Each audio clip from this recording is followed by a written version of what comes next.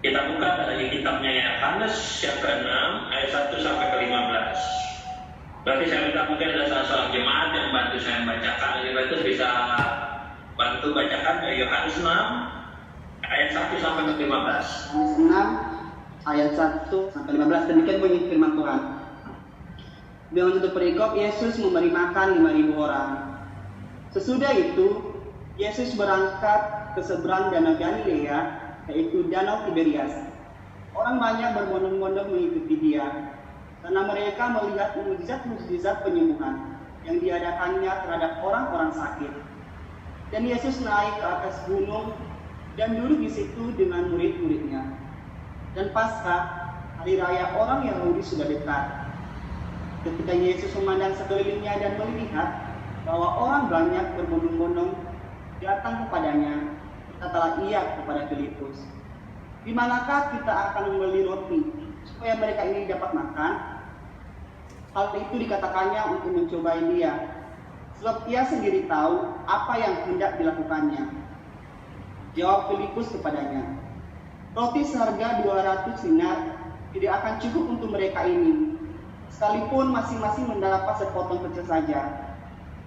Seorang dari murid-muridnya, yaitu Andreas, saudara Simon Petrus, berkata kepadanya, "Di sini ada seorang anak yang mempunyai 5 roti jelai dan 2 ikan. Tapi apakah artinya itu untuk orang sebanyak itu?" Kata Yesus, "Suruhlah orang-orang itu duduk. Adapun di tempat itu hanya banyak rumput." Maka duduklah orang-orang itu, kira-kira 5.000 laki-laki banyaknya. Lalu Yesus mengambil roti itu, mengucap syukur, dan membagi-bagikannya kepada mereka yang duduk di situ. Demikian juga dibuatnya dengan ikan-ikan itu, sebanyak yang mereka kehendaki.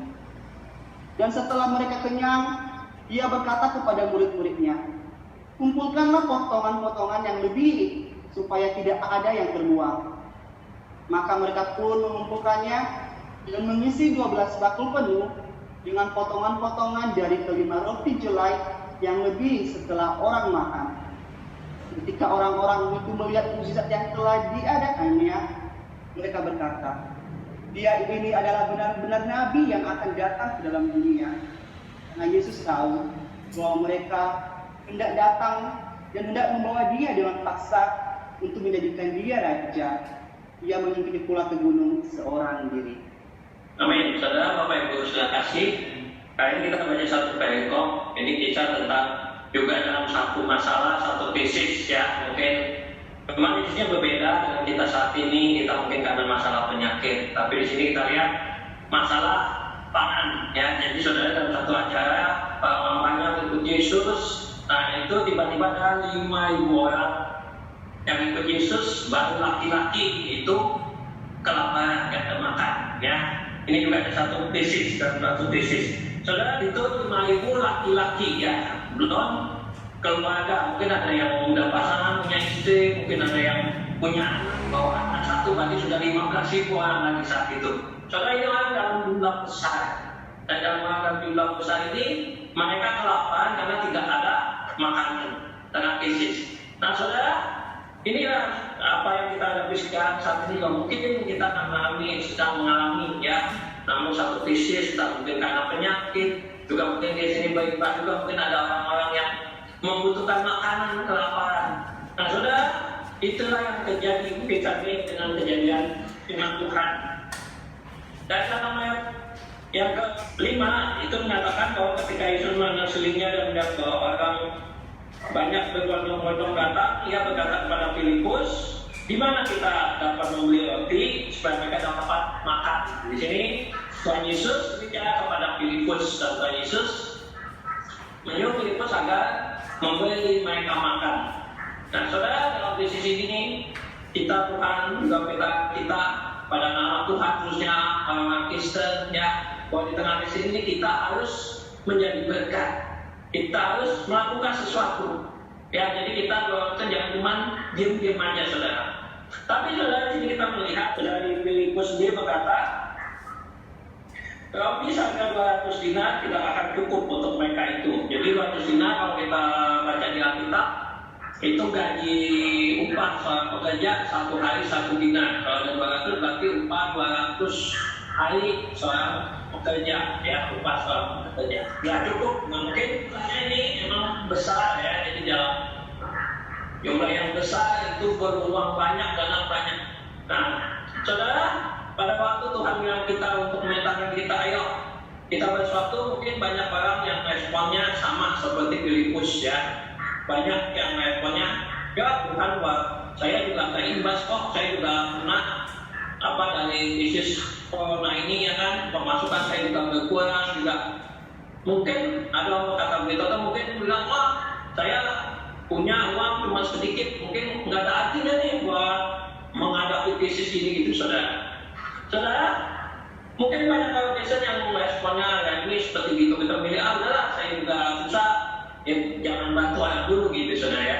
Saudara, tapi ini yang menarik dari kisah ini, kita akan menemukan nama, ya, nama yang dicatat adalah Andreas. Dan yang kedua adalah seorang anak kecil tanpa nama. Dua tokoh ini muncul di dalam kisah ini. Kita lihat Tuhan Yesus punya 12 murid. Nah, murid Tuhan Yesus mungkin kalau ditanya siapa yang favorit,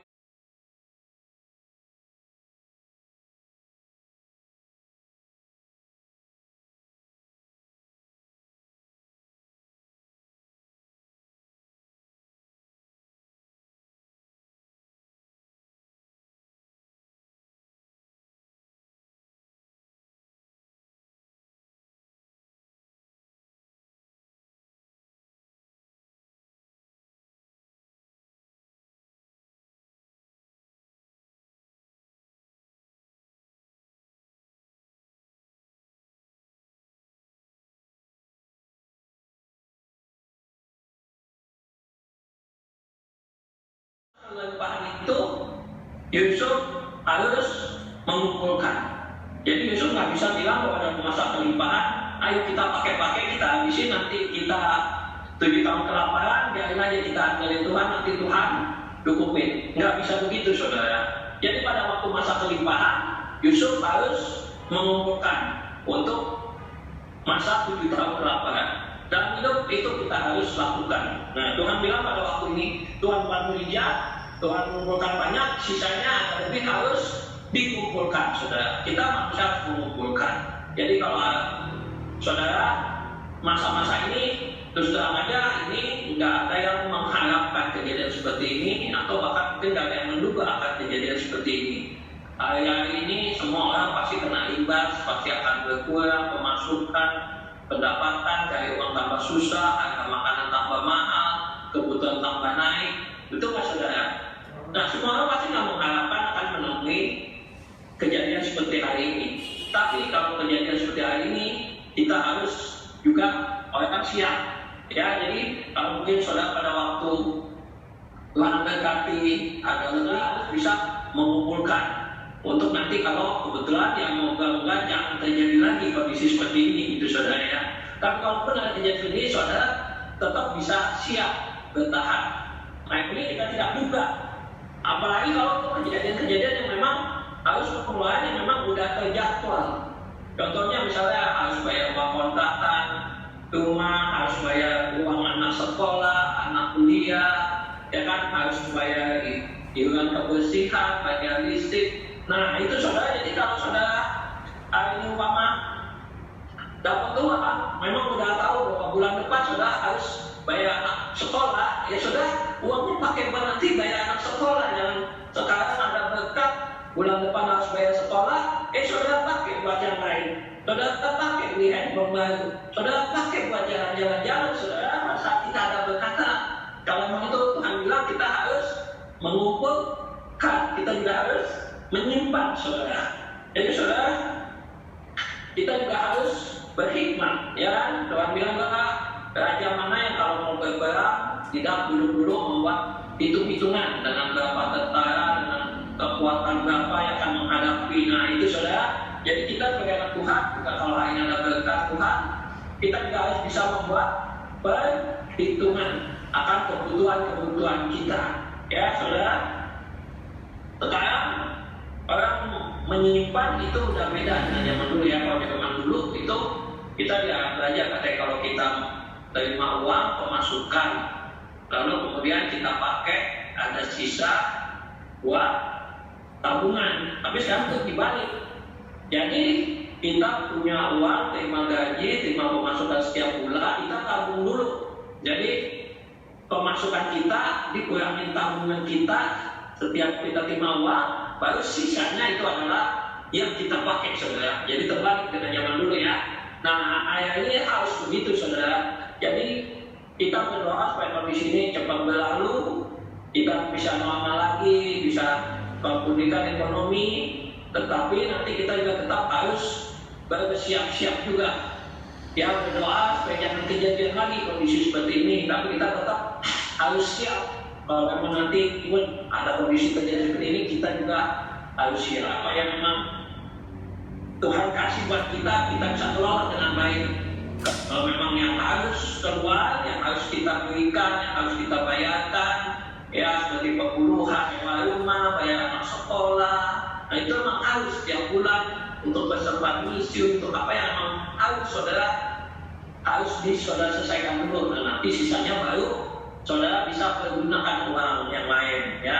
Itu saudara firman Tuhan hari ini kita bagaimana kita menyikapi masa-masa krisis ini. Biar di tengah krisis ini, ayo kita berpikir sesuatu agar kita juga bisa mulai memberkati menjadi berkat. Ya, atau kalau memang ada berkat Tuhan berikan lebih, ayo mari kita dengan bijaksana menggunakannya. Ya, kita bisa mengumpul, mempersiapkan diri dengan baik. Ya, itu hanya firman Tuhan, saya enggak banyak lagi. Tuhan Yesus berkati kita semua.